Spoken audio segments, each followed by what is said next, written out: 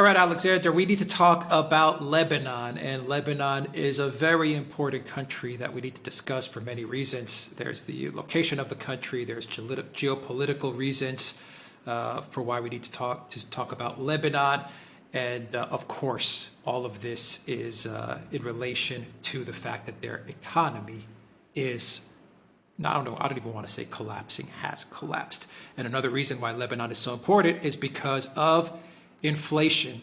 And everyone all over the world is talking about inflation. And well, here you have it in Lebanon, in spades. Let me just read you a couple of quotes made from the caretaker Prime Minister, Mr. Hassan Diab, who warned on Tuesday that the international community has to save the country because it is in a very deep economic crisis. He's calling on the World Bank. He's calling on the IMF. He's saying they need to help now, otherwise the country will collapse. This is what he said, quote, "Lebanon is a few days away from the social explosion. The Lebanese are facing this dark fate alone." He said this to a speech, at a speech where he was meeting ambassadors and representatives of the diplomatic missions in Beirut. He's been serving as a caretaker prime minister since the government resigned on August 4th after the port explosion. We all remember what happened there. He also said the government does not have the right to resume negotiations with the IMF to implement the recovery plan set by the cabinet, for this entails obligations on the next government that it may not endorse. So he's having a hard time restarting the talks with the IMF because it is a caretaker government. So Alexander, Lebanon is imploding. As we said, the inflation is, it's just crazy. Yes. So what's going on here? To get some idea of how bad the situation in Lebanon is, the World Bank, perhaps not the most reliable source, but still says that this is one of the three worst peacetime economic implosions that have happened anywhere in the world since the 1850s. That gives you some idea. It is an economic collapse on a simply epic scale. And the reports you're getting is of food running out, fuel running out, people queuing for hours outside shops, trying to desperately get food, trying desperately to get fuel, and increasingly failing to do so, of tempers rising, of panic and fear, of people trying to flee the country. And of course, this government that you talked about, which you said was a caretaker government, it's important to say it is the government that resigned when the economic crisis began in 2019. But it is still there because though it resigned at the start of the crisis, there has been no agreement about replacing it. And that's one of the other problems, because Prime Minister Diab talks about the fact that the international community has abandoned Lebanon, but the Lebanese political system seems incapable of responding to this crisis. They haven't been able to come together and establish a new government to replace the old government, which is still in office despite the fact that it accepted responsibility for the crisis. And there is no real sign that any political force or movement in Lebanon is capable of coming up with a kind of economic recovery program which the international community could support. It's important to say also that Lebanon is right at the centre of all the Middle East conflicts. It's deeply integrated into the crisis in Syria. It's been very badly affected by the sanctions which have been imposed on Syria, which was a key economic partner. And of course, it's a bitterly divided society. There are many different communities and factions within Lebanon. It fought a bitter civil war in the 1970s. There's an enormously bitter and savage civil war that was fought there, and the potential for things to explode is very real. What do you make of the fact that Lebanon has to turn to the IMF and the World Bank? Once again, we're talking about a country that's imploding, has collapsed economically. is set to explode on a social level because obviously people cannot live like this anymore. And they're having to turn to the IMF and the World Bank. Us being Greeks, we understand what that entails when you have to turn to the IMF and the World Bank. I mean, once again, I would imagine the IMF and the World Bank are going to provide medicine to Lebanon that may be worse than the actual disease. I mean, that is the formula of the IMF and the World Bank. It is, in essence, for lack of a better word, austerity. Some people call it reform. It's austerity, and sometimes that could be even worse than maybe just letting this thing run its course, even though it looks like letting it run its course is going to lead to a collapse on many levels. I mean, I'm just trying to think, what does a country like Lebanon do in this scenario? Absolutely right, because I agree. I don't think the IMF and the World Bank are the entities that are going to solve Lebanon's problems. They're probably going to make them worse because, of course, they don't really understand the underlying problems of Lebanon anyway. But they always come to all of these problems with the same set of solutions, which don't always fit the situation.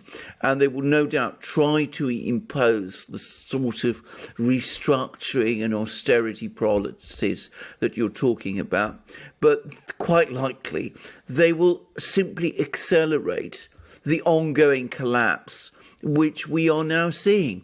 I have to say this, I think the fact that Lebanon is forced to turn to the IMF and the World Bank is partly a reflection of its own political crisis, which is the ultimate source of its economic crisis. Bear in mind that the problem with Lebanon is that there is no real political system as such. There's rather a multiplicity of political systems, all of which compete with each other as there's different factions, and you get different groupings of governments coming together, all of which are there to satisfy the various factions, many of which are armed. And these governments are not really interested in running an effective economy in Lebanon. They're simply interested in keeping the various factions happy.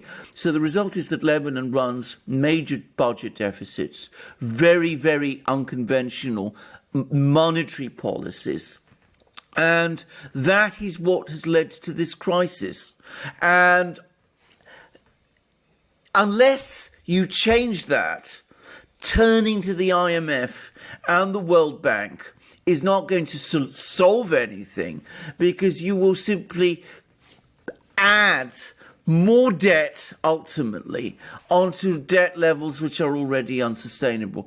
Perhaps the only solution is to let this thing run its course so that some kind of political change in Lebanon eventually happens. That's a harsh and even brutal thing to say, but perhaps the reality is that we're past the point of no return now.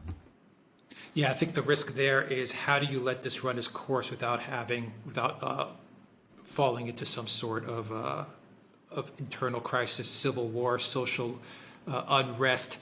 That's tricky if you don't have a stable government in place. Alexander, 35% fuel prices were hiked just a couple of weeks ago, 35% higher. The Lebanese currency has lost over 90% of its value since 2019.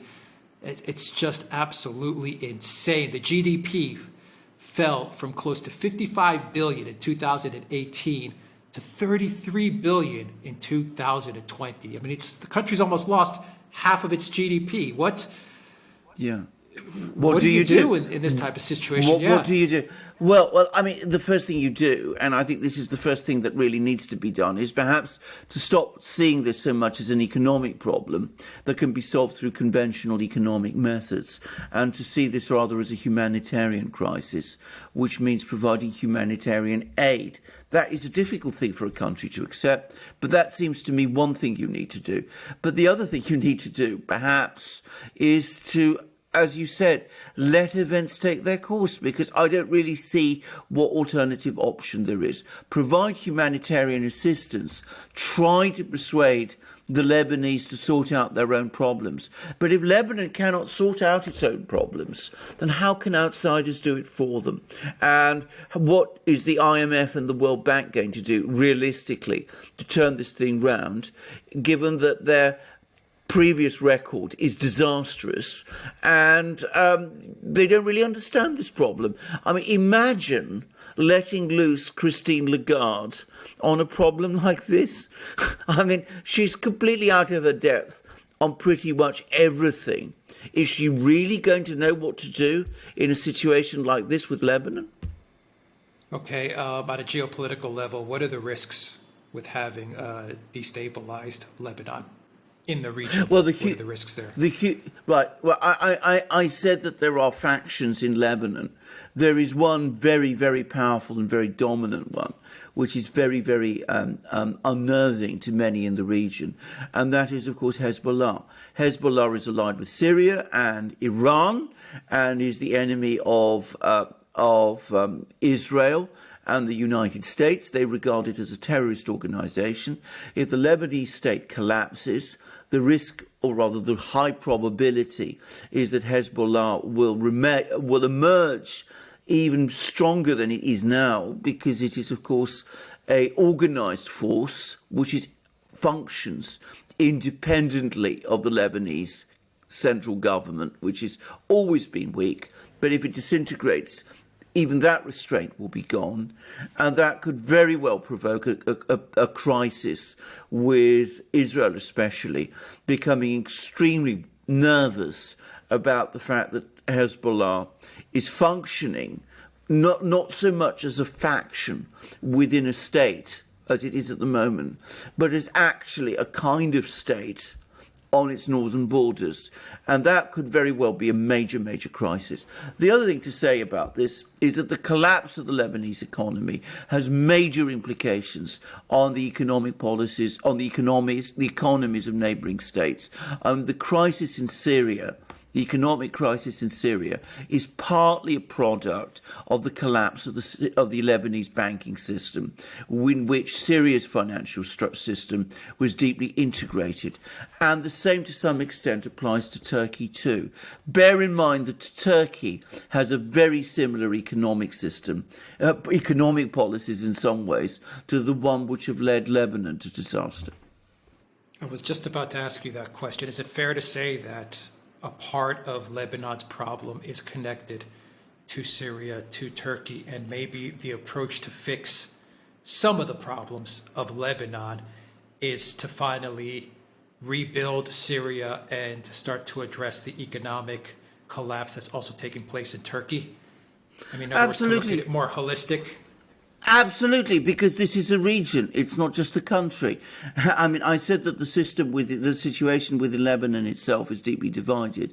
But, if you're going to try and bring about economic stability in these countries, you have to have real peace.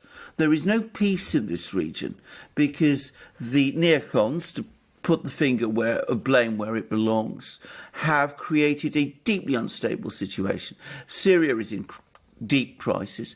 Turkey is in deep crisis, partly because of its involvement in all of these wars. And of course, that's affected Lebanon too, which is also in crisis politically, because it's a battleground, if you like, a political battleground of the various geopolitical actors in the region: Syria, Iran, Turkey, Saudi Arabia, Israel, all have their friends in Lebanon, which is why the country can't develop a stable government. So if you're going to save Lebanon, you have to save the region. If you're going to save the region, you have to have peace in the region. If you're going to have peace in the region, you have to pull out the American troops in Syria and end the support for the wars in the region and seek peace there. And facilitate reconstruction. But that is exactly the opposite of what the neocons want to do. The neocons, on the contrary, are escalating. We've just done a program on what they're plotting with respect to Turkey. So how can you expect a small country like Lebanon to be stable in a region like that? Yeah, all right. We'll leave it there and we'll monitor the situation in Lebanon and the region. Guys, go to the Duran shop, 10% off when you use the code Real News. Pick up shirts, pick up hats, pick up magic mugs as well with countries' flags on those mugs. 10% off when you use the code Real News. And please support us on Locals. You will find Alexander on Locals. You'll find myself on Locals. All our videos, all our content is there as well. You'll find a link down below to our Locals community page. And of course, you'll find all our videos on BitChute, ODYSEE, Rumble, and the free speech video platform, SuperU. So follow us on SuperU as well. Take care, guys.